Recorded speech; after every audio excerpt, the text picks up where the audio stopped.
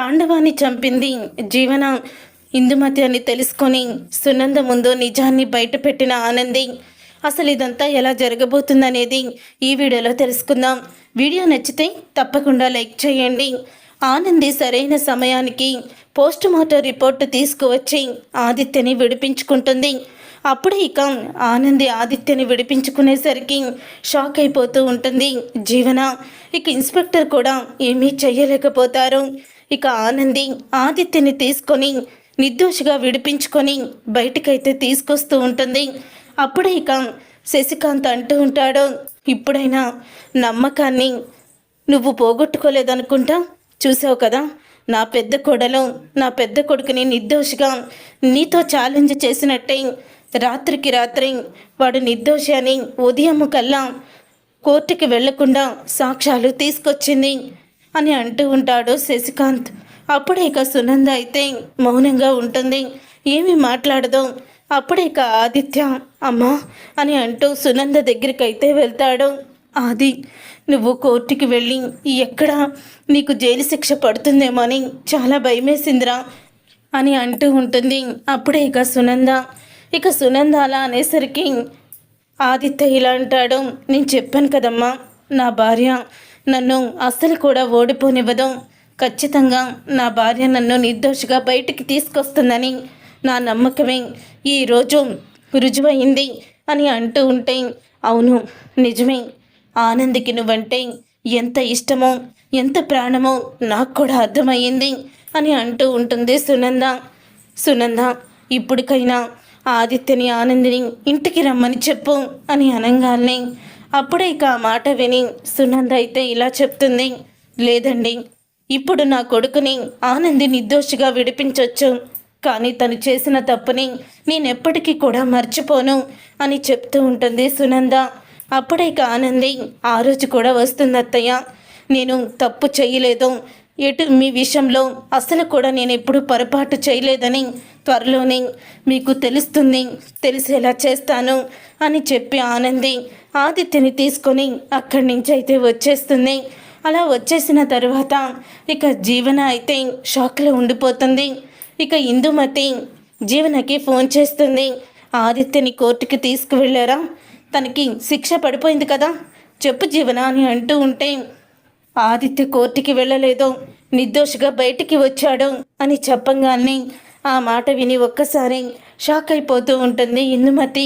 నిర్దోషిగా బయటికి రావడం ఏంటి అని అడుగుతూ ఉంటే, అవును నిర్దోషిగానే బయటికి వచ్చాడు. ఆ సరైన సమయానికి ఆ ఆనంది పోస్ట్ మార్టం రిపోర్ట్స్ తీసుకువచ్చి ఆదిత్య ఆ తాండవని హత్య చేయలేదని మొత్తం కూడా నిరూపించింది అని చెప్పడంతో ఒకేసారి షాక్ అయిపోతూ ఉంటుంది ఇందుమతి. ఇక ఇందుమతి షాక్ అయిపోతూ ఇలా అంటూ ఉంటుంది, అంటే ఇప్పుడు ఆదిత్య బయటికి వచ్చేసాడు, ఆ తాండవాన్ని చంపింది ఎవరో మళ్ళీ ఆనంది మొత్తం కూడా ఎంక్వైరీ చేస్తే మన పేర్లు బయటకు వచ్చేస్తాయి, అప్పుడు మనల్ని అరెస్ట్ చేసేస్తారు అని ఇందుమతి అనడంతో, పెద్దమ్మ నీకేమైనా పిచ్చి పట్టిందా, ఎందుకు నువ్వు ఇలా మాట్లాడుతున్నావో, అంతా ఏమీ జరగదు, నువ్వేమీ కంగారు పడుకో అని అంటూ ఉంటే, కంగారు పడకుండా ఎలా ఉంటానే, అసలు కంగారు పడకుండా ఎలా ఉంటాననుకుంటున్నావు నువ్వు అని ఇందుమతి అంటూ ఉంటుంది.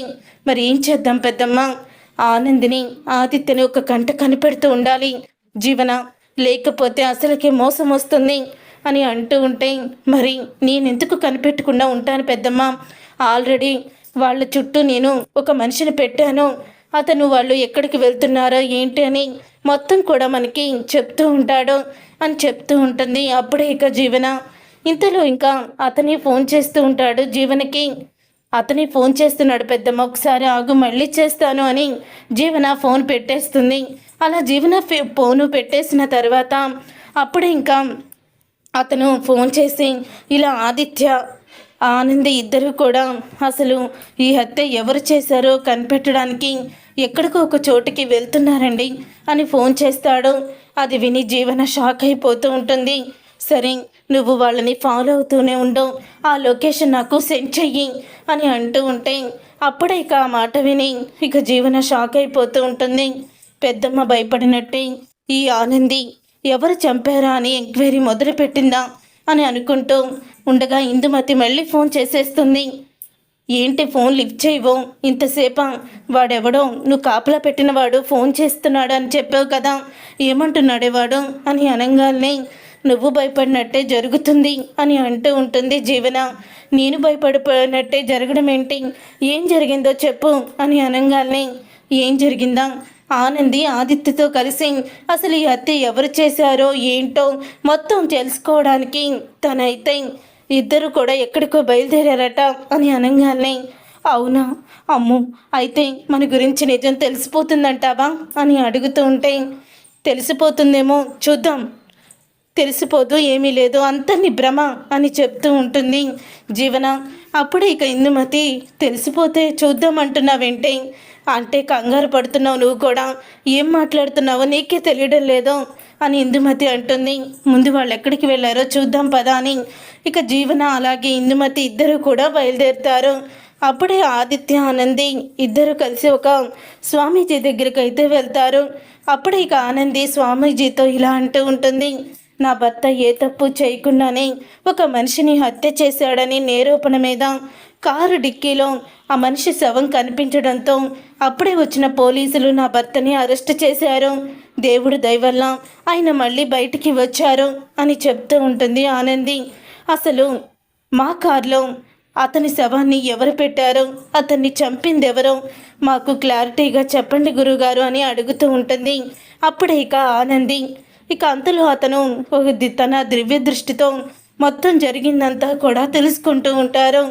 అతన్ని చంపింది ఇద్దరు అని అంటూ ఉంటే అప్పుడే ఇక కిటికీలో నుంచి ఆనందిని ఆదిత్యని చూస్తూ ఉన్న జీవన ఇందుమతి షాక్ అయిపోతూ ఉంటారు.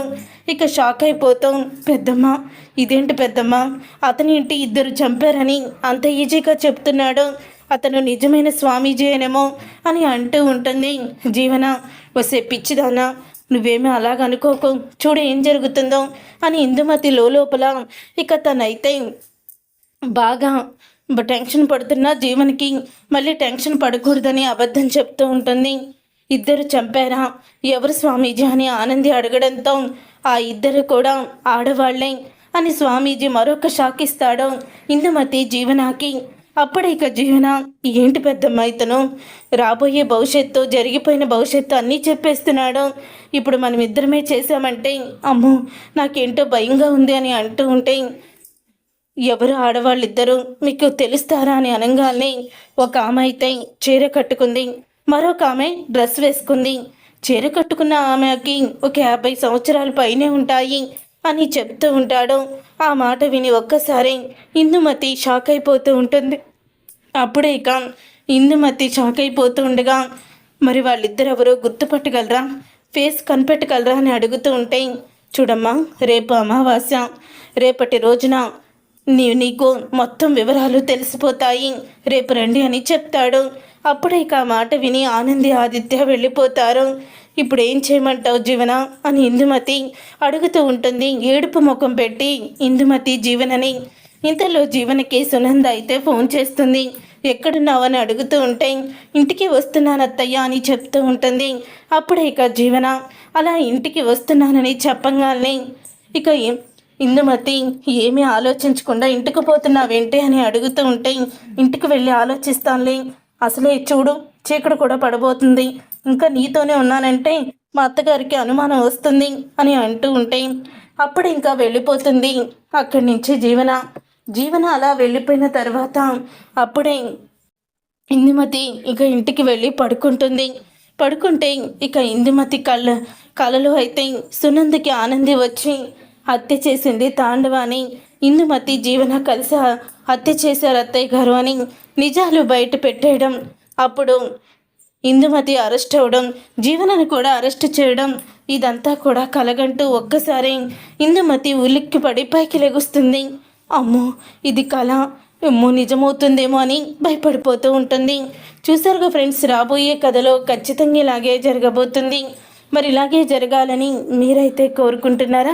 అయితే వీడియోని తప్పకుండా లైక్ చేసి ఛానల్ని సబ్స్క్రైబ్ చేసుకొని పక్కనే ఉన్న గంట సింబల్పై ఆల్ అని క్లిక్ చేయండి.